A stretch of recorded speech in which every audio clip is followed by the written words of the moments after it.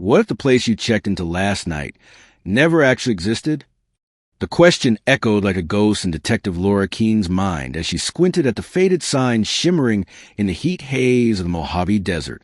Black Hollow Motel vacancy. The sign flickered, vacancy, as if hesitating to promise a place of living.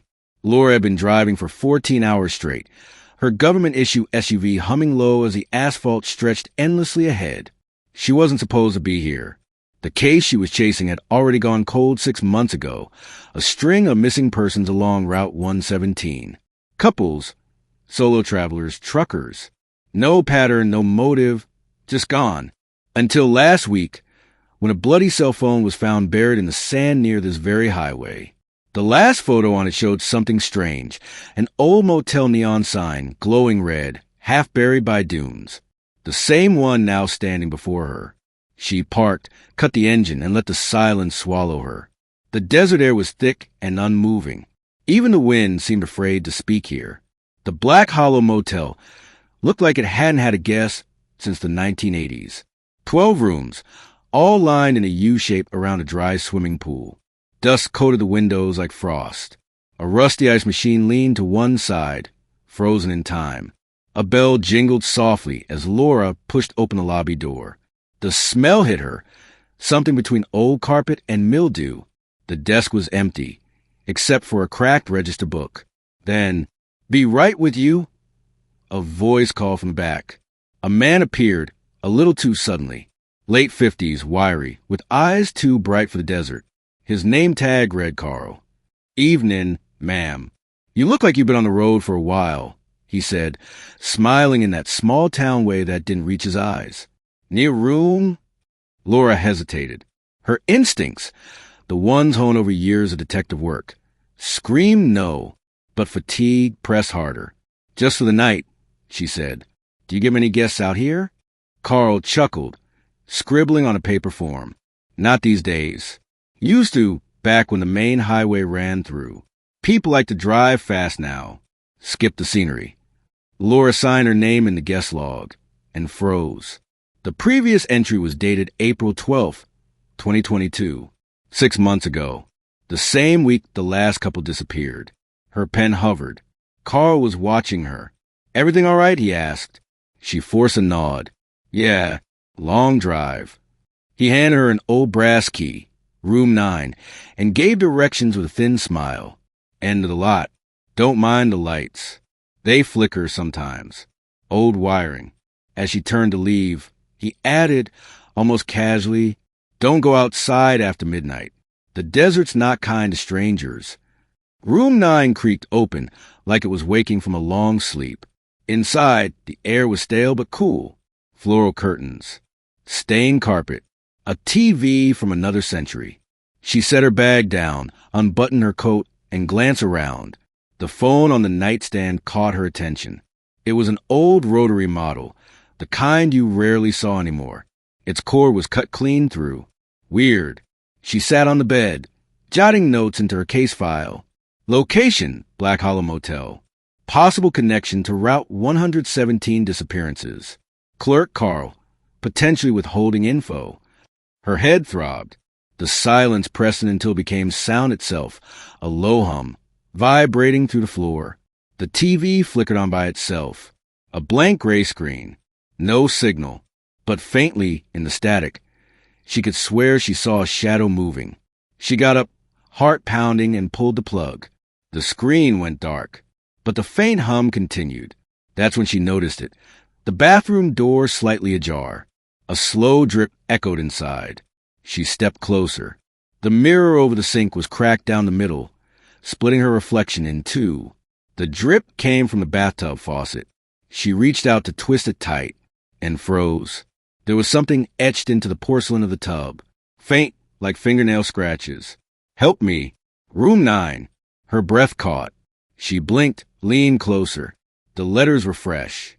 Her phone buzzed in her pocket, making her flinch. No signal, just static, then a faint whisper through the speaker. "Get out before it finds you." She backed away. "Hello? Who is this?" No response, just that same broken whisper. "Room 9, you're not the first." She dropped the phone, heart racing. The whisper had come from inside the room. She turned toward the TV, still unplugged, now faintly glowing again. The gray static shimmered and shaped itself into something like a face, half-formed and screaming silently behind glass. Then the screen went black. Laura stormed back to the lobby, slamming the bell. No answer. The hallway behind the desk was dark, though she could hear faint movement. Something dragging, soft and wet, across the linoleum. "Carl," she called out. No reply. She moved behind the counter. The register was open. Dusty guest books lined the shelves below it. She pulled the oldest one out and flipped through, page after page of names, until she noticed something strange.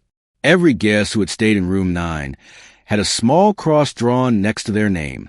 Some were circled in red ink. Some had been crossed out entirely. And then she found it. April 12th, 2022, the last recorded stay. Tom and Evelyn Moore, room 9. A note beneath it, scrawled in different handwriting. Do not rent again. Contaminated.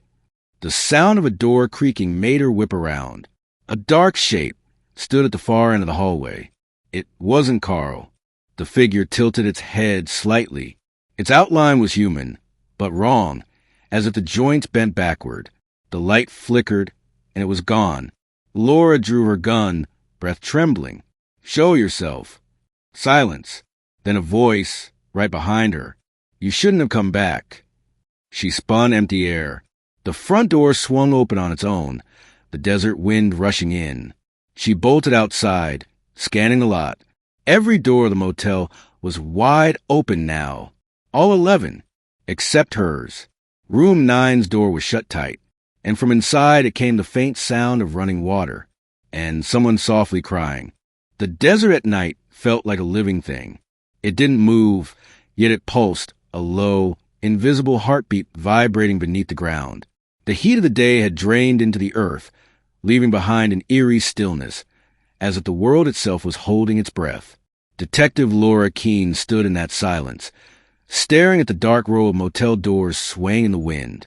11 rooms stood open, black and hollow like eye sockets of skull. But room 9, her room, was still closed. The sound of water dripping from inside carried faintly through the air, mingling with something else, a woman's muffled sob. Laura's hand tightened around her gun. Every instinct screamed to get back in her SUV and drive until the headlights touched a real town, but her mind, her detective's mind, whispered something else. The answers are in there. Whatever happened to the missing people, whatever this place really was, the key was behind that door.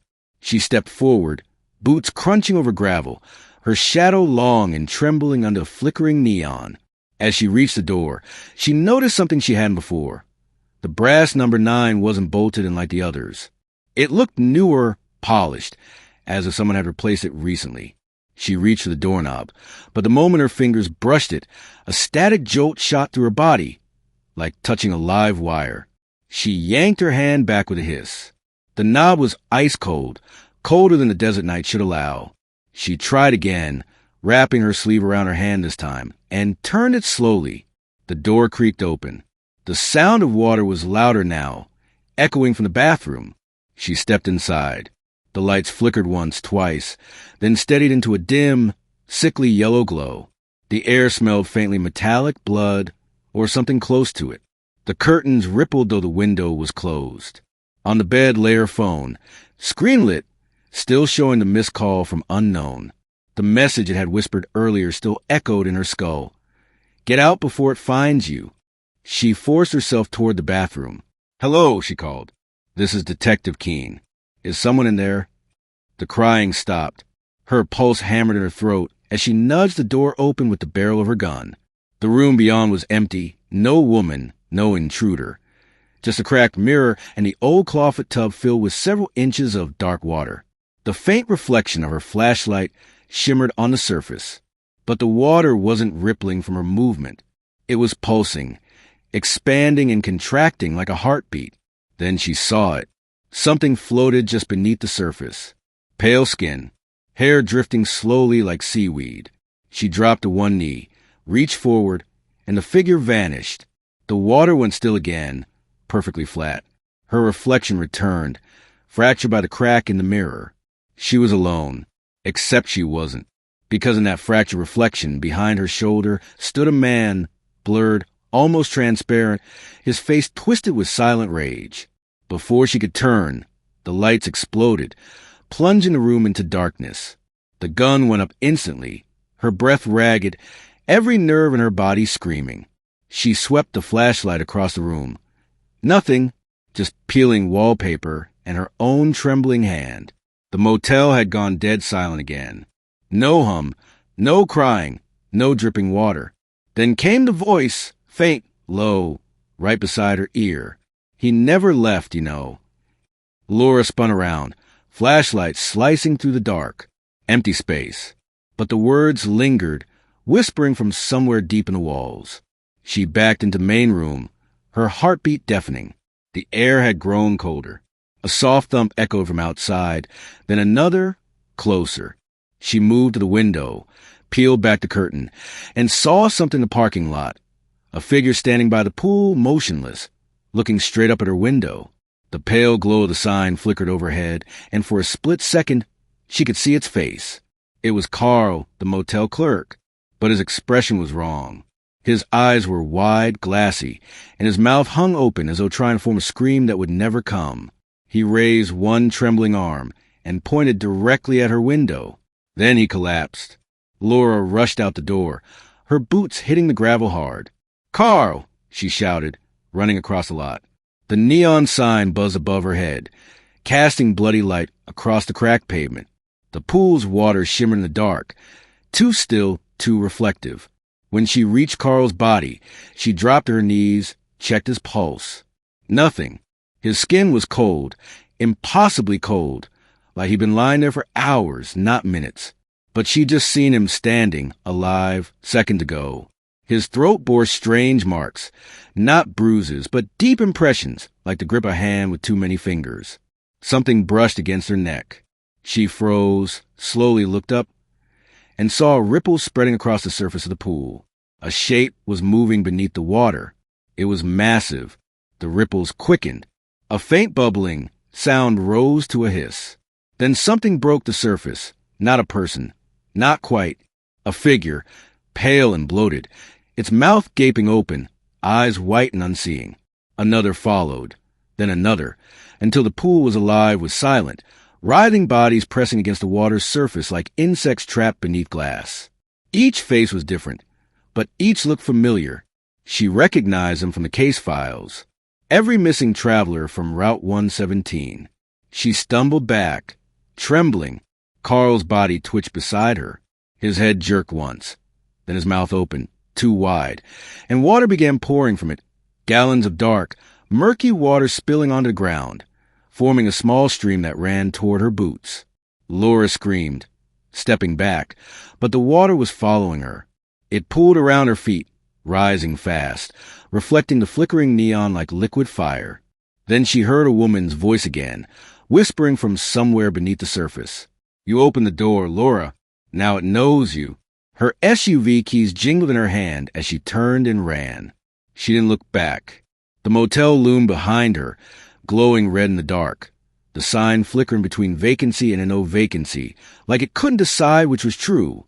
She slammed the car door, twisted the key. The engine sputtered once, twice, then died. The headlights flickered on by themselves, illuminating the motel's main office. Someone was standing inside. The shape was human, but tall, impossibly tall, its head brushing the ceiling. It turned slowly, revealing hollow sockets where eyes should have been. In its hand, it held something shiny. A motel key. Room 9. The engine roared to life suddenly, screaming louder than she'd ever heard it before. She threw the car into reverse, tires screeching against the dirt, and tore down the highway. The desert swallowed her, mile after mile, until the motel disappeared behind a curtain of darkness. Only when she was 30 miles away did she finally stop, chest heaving, staring into the endless night. She opened her phone, no signal. But a new photo had appeared in her gallery, one she hadn't taken. It showed her asleep in room 9, and in the reflection of the TV screen, beside her bed, the tall, eyeless figure standing in the corner watching her. The desert swallowed her taillights as she drove, but the motel refused to vanish from her mind. Every mile of that empty highway felt like she was being watched, as though something invisible ran parallel to her car just beyond the headlights' reach. She'd escaped, at least that's what logic tried to tell her. Yet logic had no power here. Not after what she saw rise from that pool. Not after seeing her own sleeping face in a photo she never took. When dawn finally crept across the horizon, washing the desert in dull gray light, she pulled over by an abandoned gas station, hands trembling on the wheel. She had to breathe, think, remember who she was. Detective Laura Keene, Los Angeles Missing Persons Division. She wasn't supposed to lose her grip like this, but her training had never prepared her for something that watched back. She stepped out of the SUV, leaning against the hood, trying to slow her pulse. The morning air was cold and dry. Her boots crunched over gravel as she walked toward the gas station's faded building. Windows shattered, a tattered flag flapping above the door. Maybe she could find a working phone, or at least some trace of civilization. But as she approached, she froze. There, on the side of the building, was a poster, weathered, nearly bleached white from sun exposure, but the words were still legible. Missing couple, last seen near Black Hollow Motel. Tom and Evelyn Moore. Their faces stared back at her, smiling in the photo. They looked young, happy, frozen in a moment of innocence before the desert swallowed them. She ran her fingers over the paper. Someone had pinned a small note beneath it, written in faded red ink. If you find this, don't go back there. The rooms remember. She turned away, but something in the window caught her eye. A faint reflection of her own face distorted. For a split second, her reflection smiled back before she did. She stumbled backward, heart racing, then caught herself. Maybe she was hallucinating from exhaustion.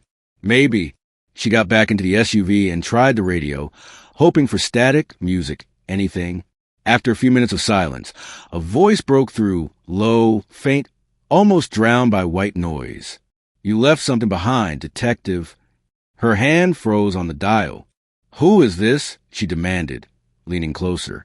Room 9 misses you. And then the transmission died. She sat there, gripping the steering wheel until her knuckles went white. That was impossible. No one could have known where she'd been or what she'd seen. Unless she never really left. When she finally made it to the nearest town, Dust Ridge, population barely a few hundred, it was already midday. The sun baked the streets, the heat shimmering over old gas pumps and rusting signs. She parked outside a diner called Sally's, hoping for coffee and a working phone line. The place was nearly empty. A waitress with kind eyes and deep wrinkles looked up from behind the counter. You look like you've seen a ghost, sweetheart, the woman said with a soft chuckle. Laura forced a smile. You could say that. I'm looking into some disappearances. Route 117. You ever hear of a place called Black Hollow Motel? The woman's expression froze mid-laugh. The air seemed to thicken.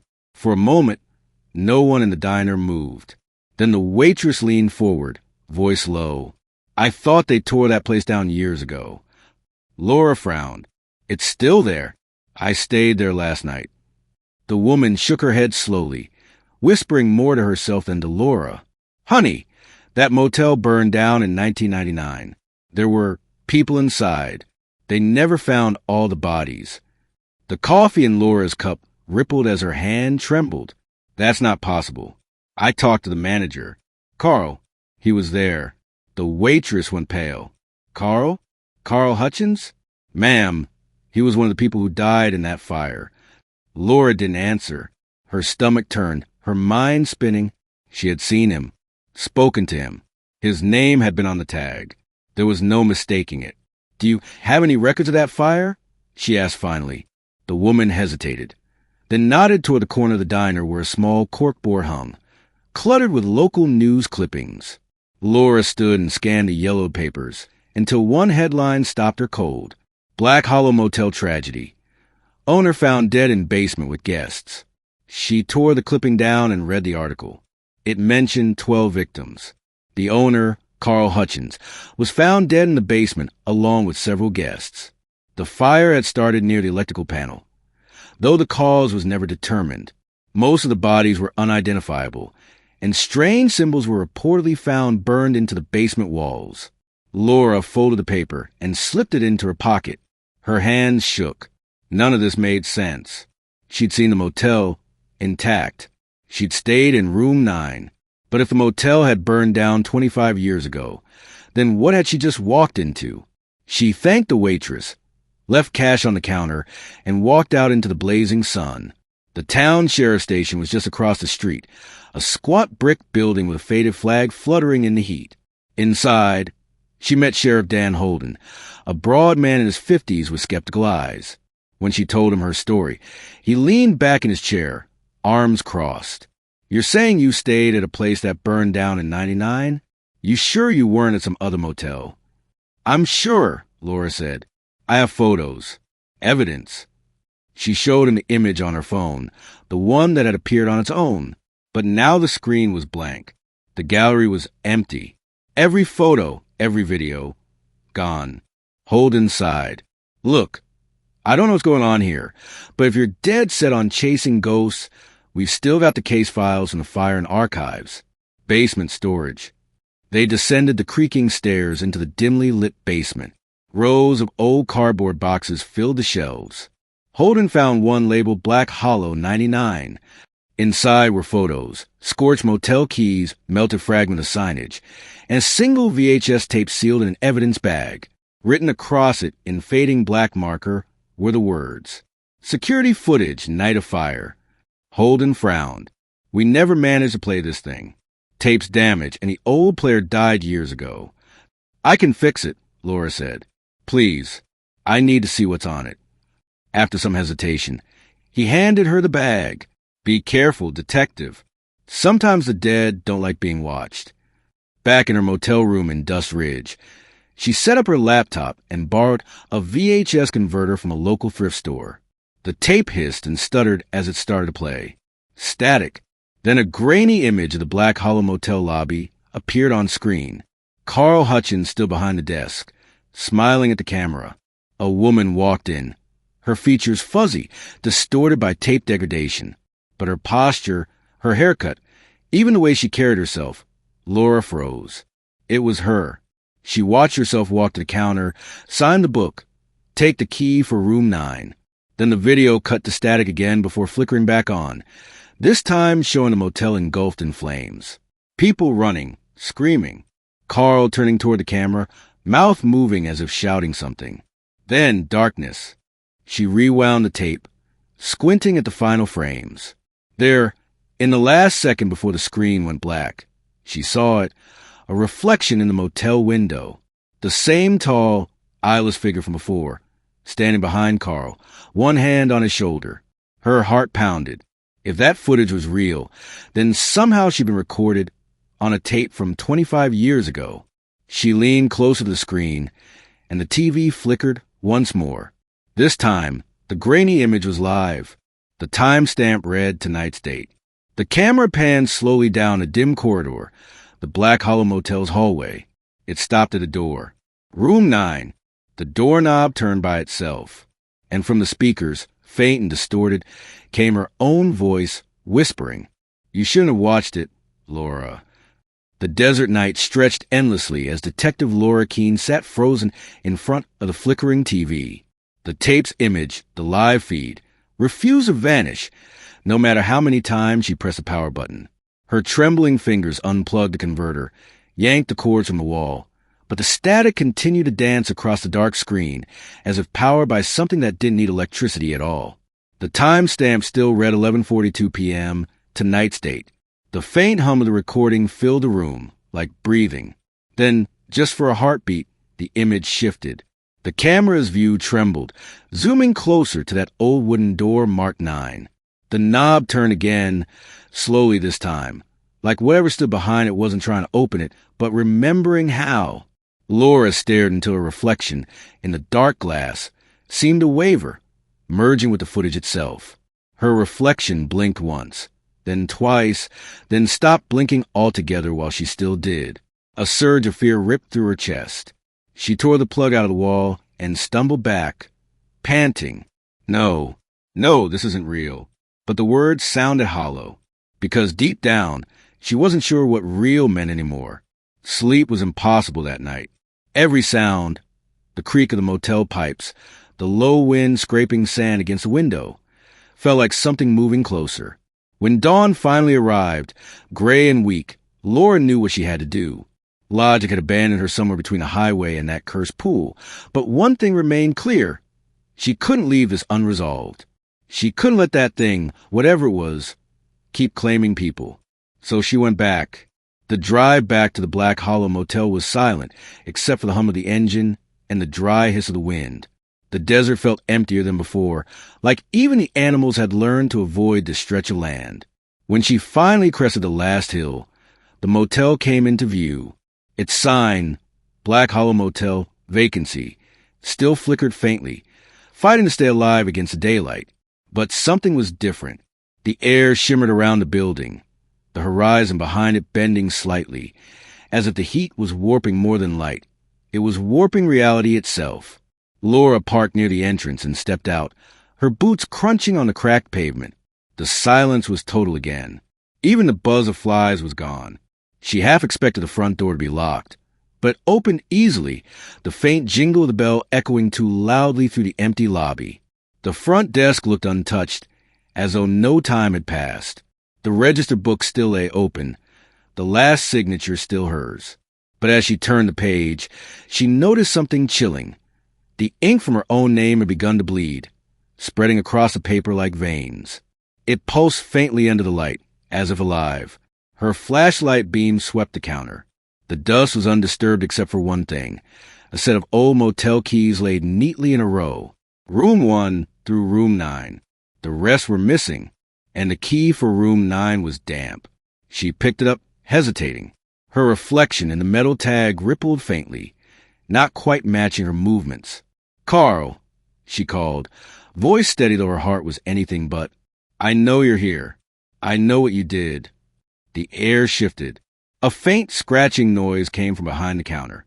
Laura rounded it cautiously, gun drawn, flashlight cutting across the floor. There was a trapdoor, wooden, bolted down with rusted hinges. The scratching grew louder, faster, like something was trying to claw its way out. Her pulse hammered as she knelt and brushed the dust from the wood.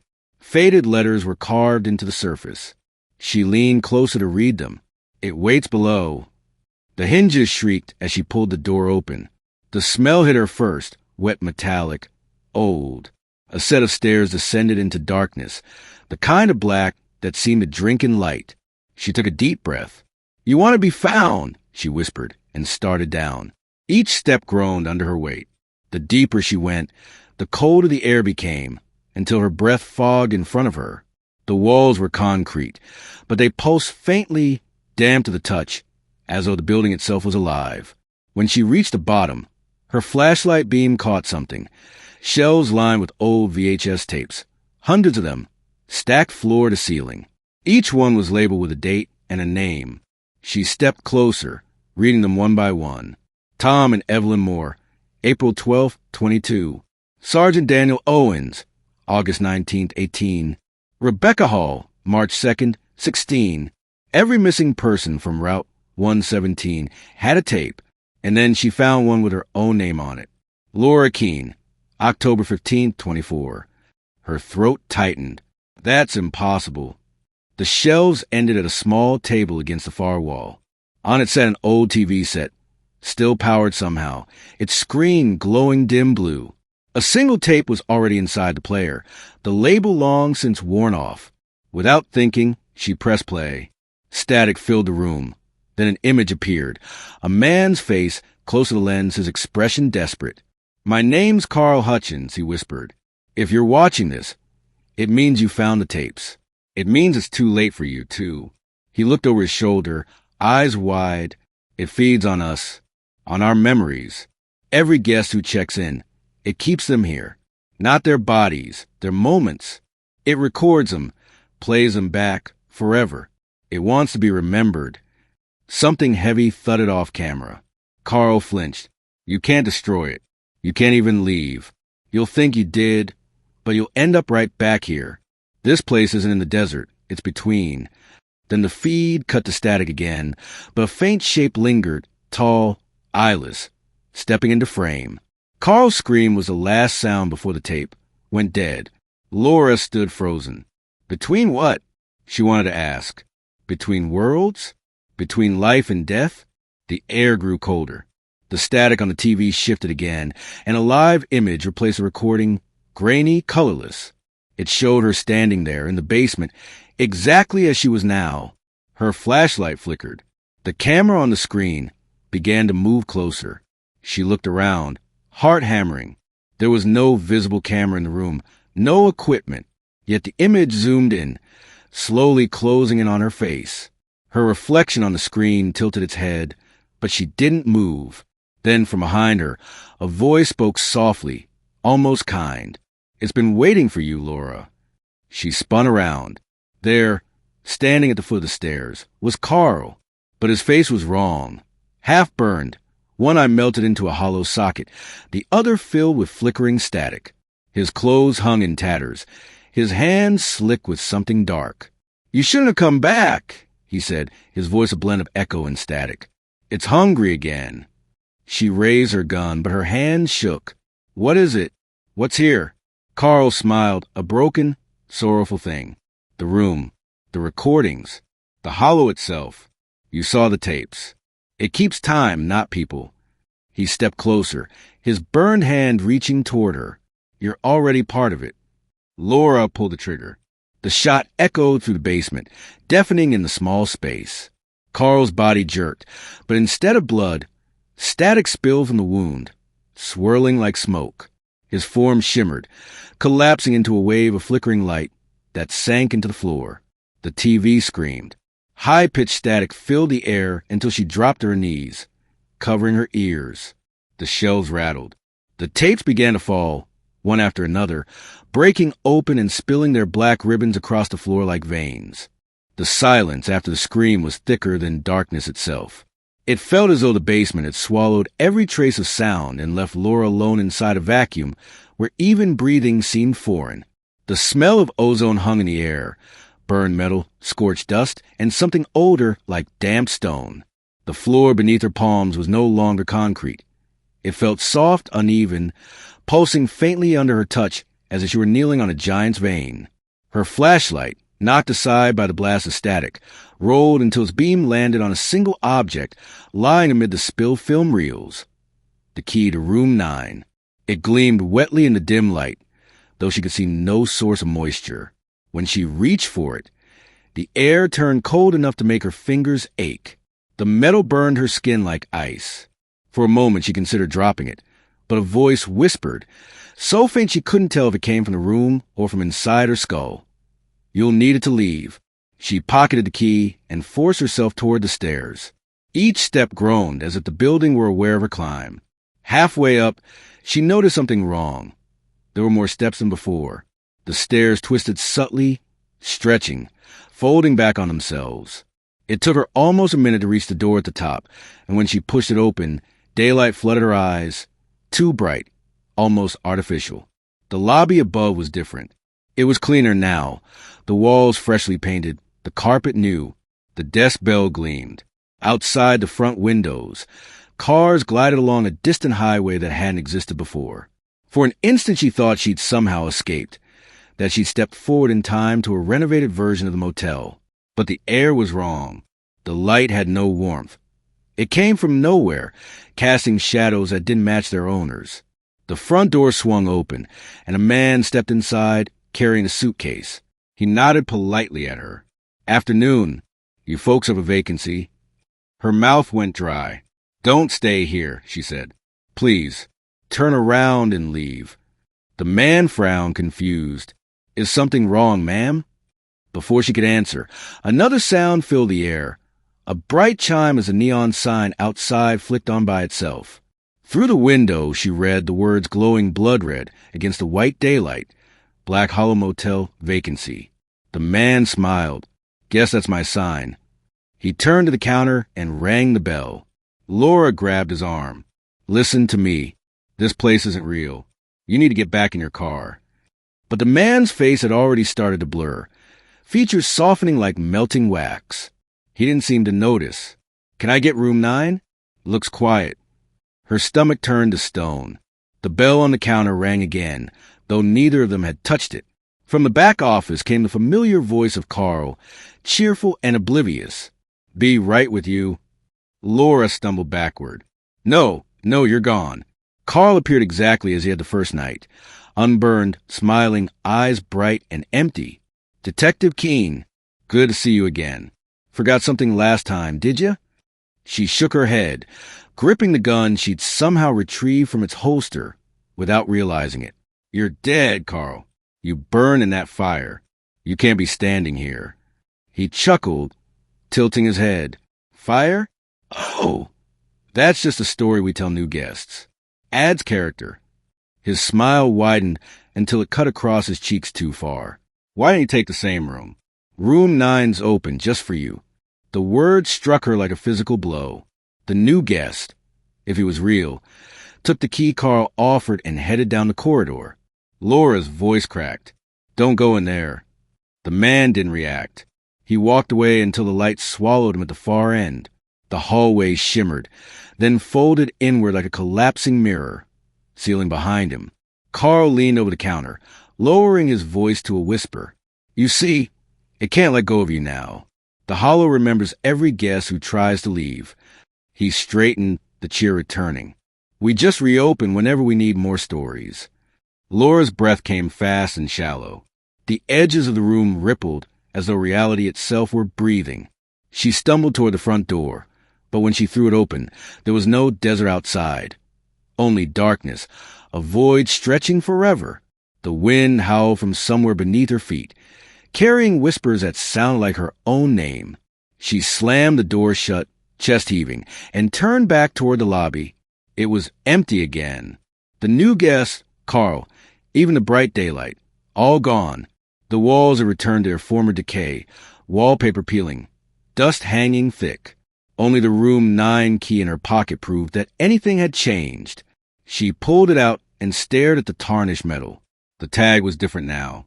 On one side was a usual number. On the other, etched deep as if carved by fingernails, were 3 words.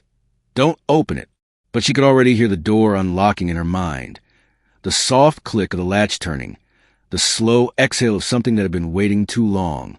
A wave of dizziness hit her. She sank to her knees. The air smelled of smoke again, of ash and wet concrete. When she looked up, the corridor to rooms had reappeared, stretching away like a throat lined with open doors. Each door led to darkness, except for one at the very end, faintly glowing from within. "Room 9. Her phone buzzed suddenly in her pocket, startling her. She pulled it out. No signal, but a text message glowed on the cracked screen. From unknown. "If you close it, they'll never escape."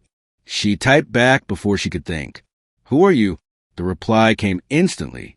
The first one who opened it. The floor trembled beneath her knees. The ceiling lights flickered, casting shadows that moved independently from their owners. She rose, clutching the keys so tightly it dug into her palm, and took a single step toward the hallway. The carpet felt damp. Another step, and the smell of decay grew stronger. Each door she passed whispered faintly, voices bleeding through the wood, murmurs of trapped conversations, laughter, sobbing, prayers. She couldn't tell if they were memories or warnings. Halfway down the corridor, she noticed photographs nailed to the walls. Old Polaroid of smiling guests, each one gradually overexposed until only white silhouettes remained. The final photo at the end of the hallway showed her, standing before room 9, eyes hollow, mouth open in a silent scream. The knob turned once, slowly, without her touching it. The door creaked open a fraction, releasing a breath of icy air that smelled of burnt film and salt. Something moved beyond the threshold, just a shadow, or maybe a reflection. Laura whispered to herself, "Don't open it." But the door was already swinging wider. From inside came a voice that was undeniably her own, calm and distant, as though recorded years ago. "You already did." The hallway lights burst all at once, plunging everything into blackness. The darkness on the other side of room 9 wasn't absence of light. It was a presence thick, tactile, almost oily. When Laura stepped forward, it clung to her skin like cold smoke. The door closed behind her with a sigh that felt less mechanical than organic, as though lungs somewhere deep in the walls had exhaled. Her flashlight spat out a weak cone of light, but the beam seemed to die just a few feet ahead, swallowed whole by the black. She called out, voice trembling, "This is Detective Keene. If anyone's here, answer me." The words slid away, muffled, then came back seconds later, warped and lower-pitched, as if someone had repeated them from far beneath her feet. She forced herself to move. The carpet under her boots turned from threadbare fabric to damp cement, and the walls narrowed until her shoulders brushed both sides. The air smelled of dust, rot, and something chemical. Film developer fluid, maybe, or burned plastic. Every few steps she caught flashes in the beam. Framed photographs hanging crooked, their glass cracked. Each one showed the same empty hallway from a slightly different angle, and in every frame, the perspective crept closer to where she stood now. By the last picture, she could see the back of her own head. Her breath stuttered. The camera that had taken those pictures had been following her before she entered, or maybe the corridor had been watching itself. A faint hum began somewhere behind the walls, low at first, like the vibration of machinery starting up.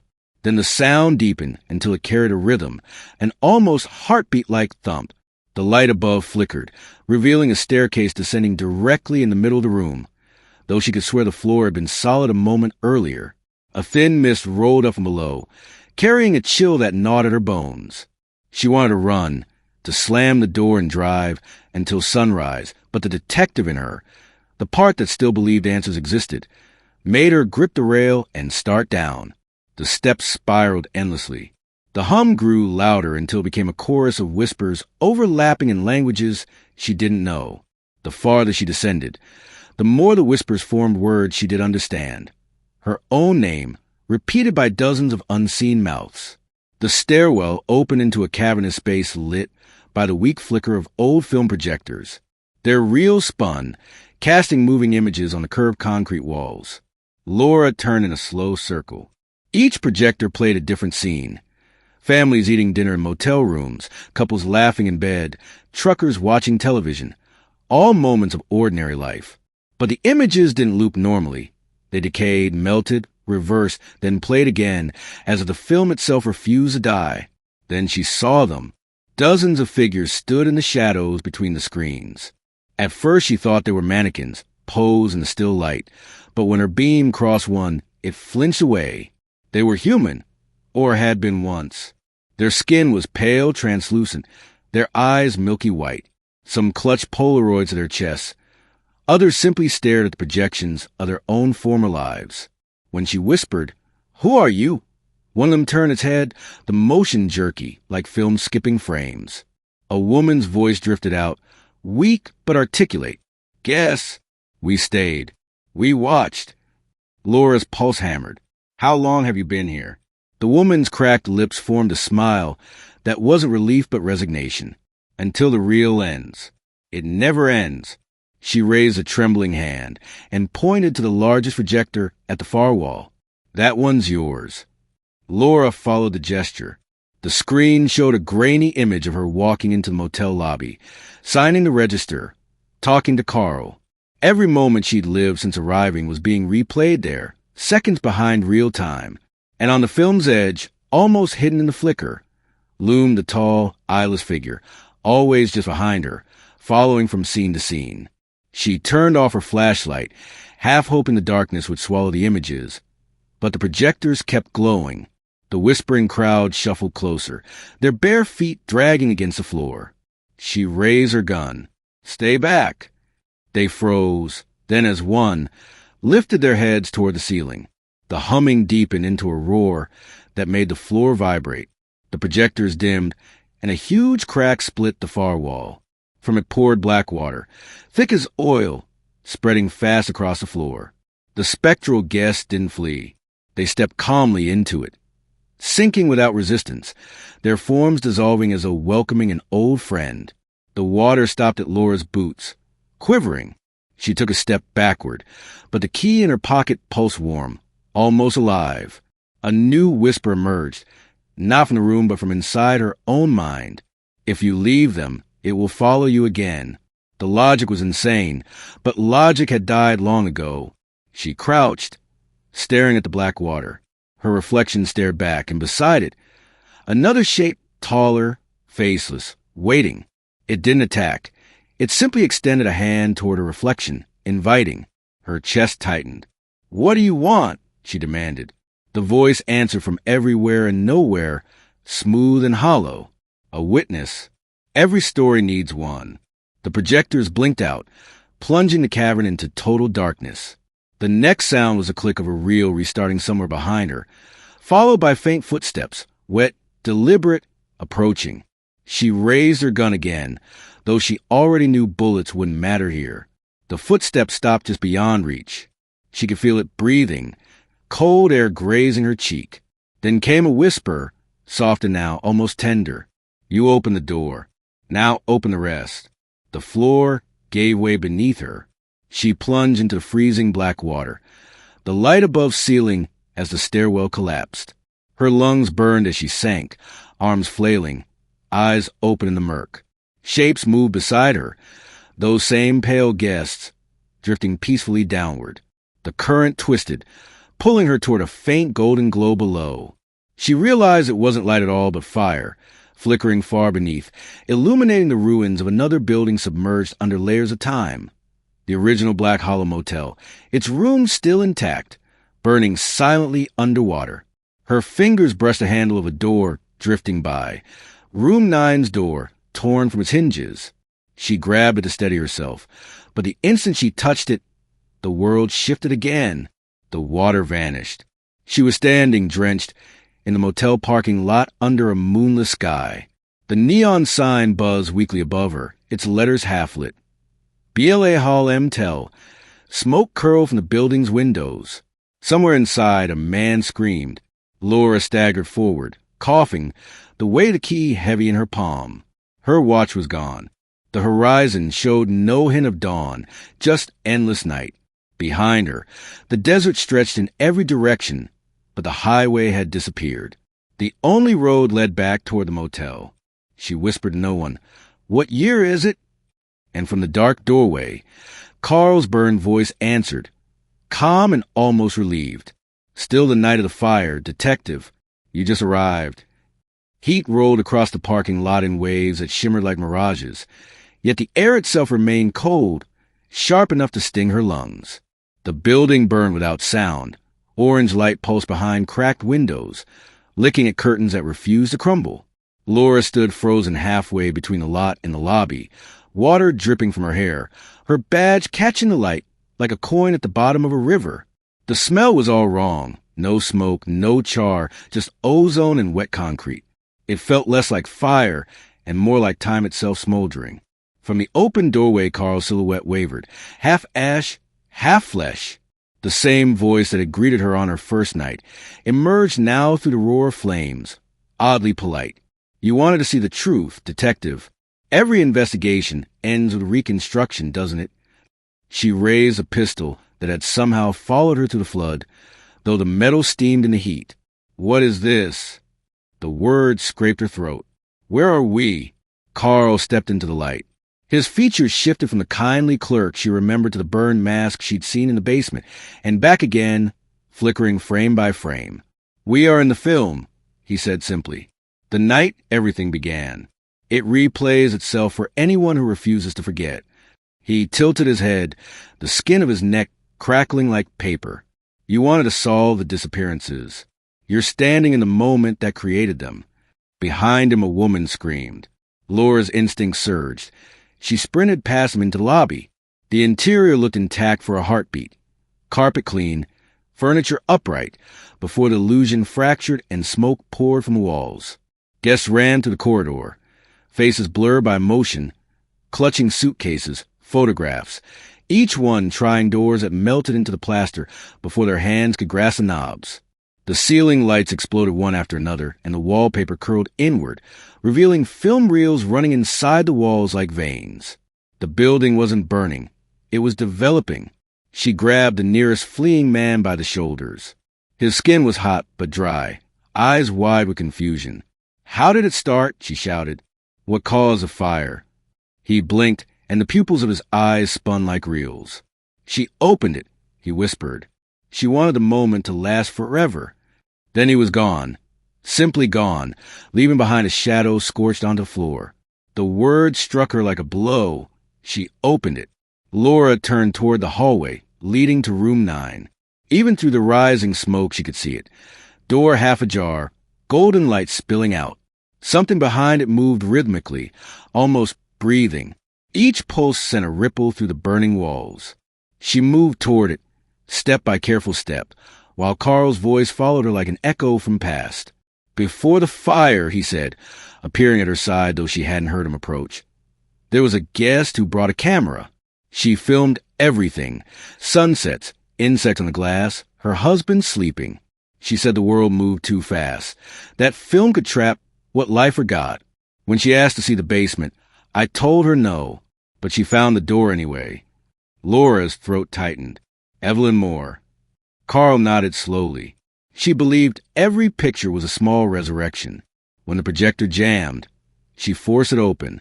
The light that came out wasn't from any bulb I'd ever seen. His voice faltered, grief cutting through the static. We all looked at it. We shouldn't have. The hallway shuddered. Flames rippled backward, sucking into the cracks as if the motel were inhaling. Laura reached room 9. The key in her pocket vibrated, searing through the fabric. She drew it out. The metal glowed dull red. For an instant she saw her reflection on its surface.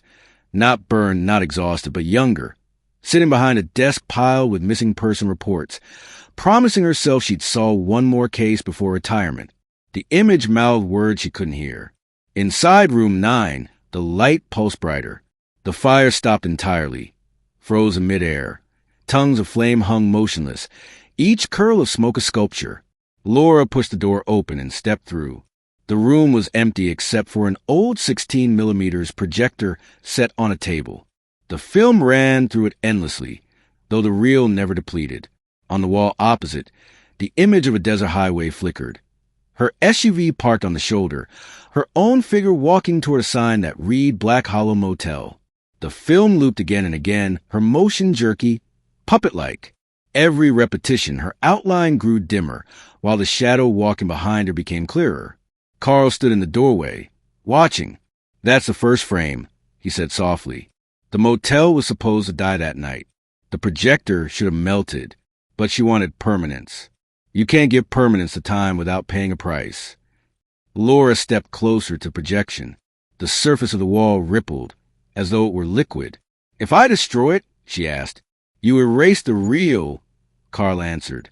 "But you erase yourself with it. You're on it now." Her stomach twisted. "Then tell me how to stop it without dying." Carl almost smiled. "No one has ever tried." Before she could respond, the film stuttered. The sound of the reel filled the room. Click, click, click. The projected image zoomed suddenly, no longer showing a highway but the motel burning. The very scene she stood in, recreated within its own frame. Flames reignited around her, rushing outward from the screen. Carl vanished in the glare. She raised her arms to shield her face, expecting heat, but the fire was cold, a bright wind pulling rather than pushing. Her feet left the ground. The last thing she saw before being swallowed was the film reel slowing, the last frame frozen on her own open eyes. When the light faded, she stood in darkness again, the sound of rain replacing fire. She was outside, though not the desert she knew. A city skyline glowed faintly in the distance, Los Angeles, maybe decades younger. Neon reflected in puddles around her boots.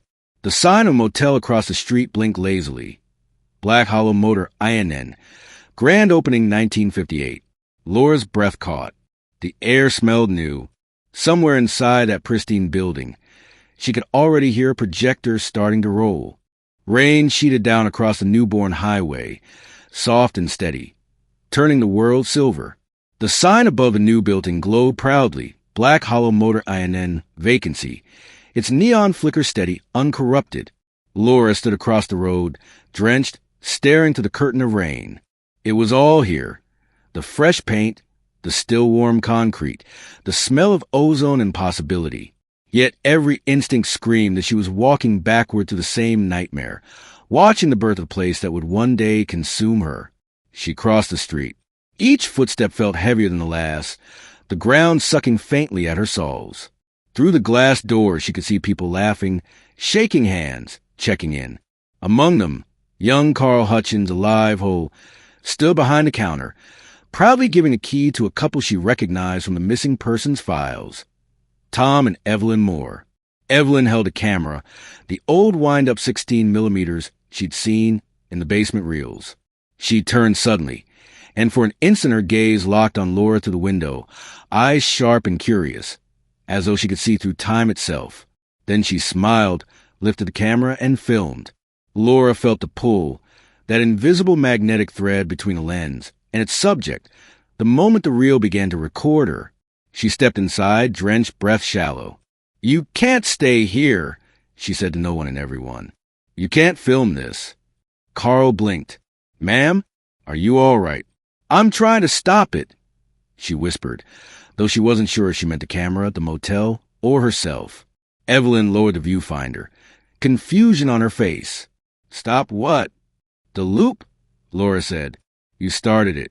The light you opened, it's alive. It's feeding on every second you capture." Something in Evelyn's expression faltered, recognition or fear. She looked down at the camera, then back up, "But I haven't filmed anything yet." The air changed. The rain outside froze mid-fall, each droplet hanging motionless.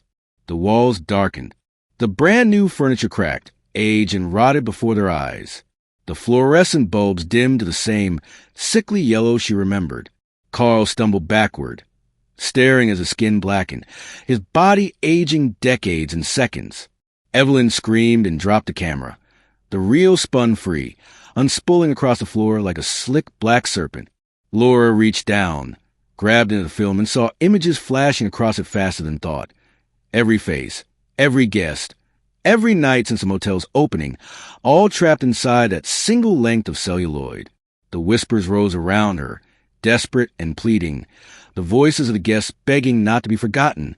She looked at Carl, half-ash, half-shadow, who managed one last rasped plea.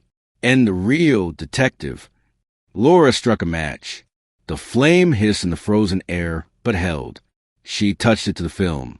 Fire raced along the black strip, devouring images at impossible speed. The walls ignited, but the fire was silent, bright white instead of red. Evelyn tried to snatch the camera back, but Laura shoved her toward the door. "Run. Never look back." The light spread, filling the room until every object became silhouette, then outline, then nothing. Laura stood in the center, arms raised, feeling the fire pass through her rather than burn.